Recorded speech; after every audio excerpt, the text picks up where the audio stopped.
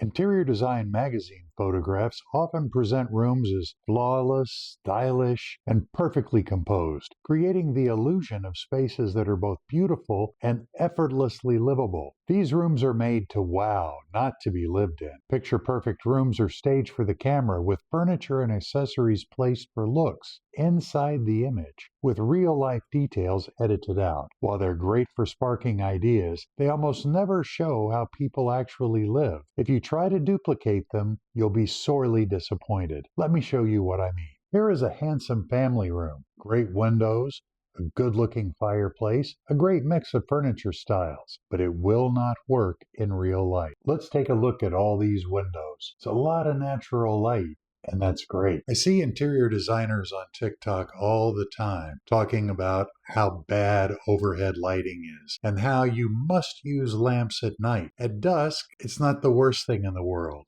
but come nightfall, you may end up with something that you're not going to enjoy. In the foreground of the family room, we see a little tiny stool. I have no idea who's supposed to sit there, but I think Uncle Bob probably doesn't enjoy it very much.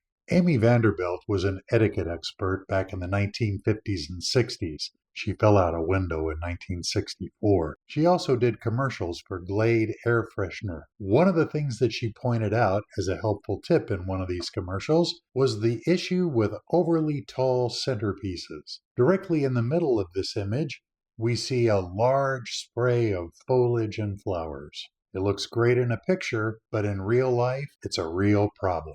Gertrude, Heathcliff, Granny, and Biff Braxton have all stopped by for a visit. Biff Braxton won't get off his phone long enough to talk to anybody anyway.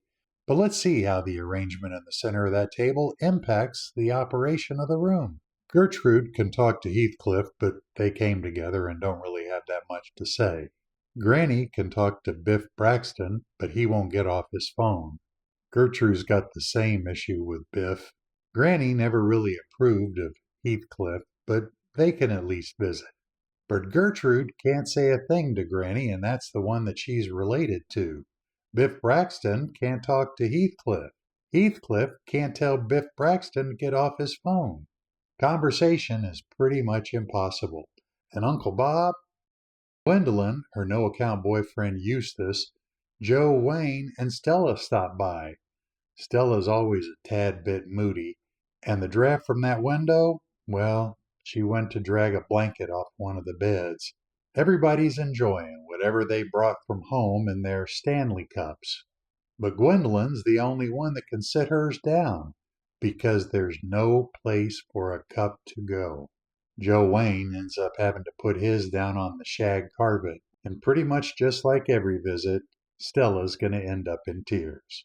That's why these images should be inspirational, not aspirational. They should spark creativity, not pressure people to recreate an unrealistic version of a home.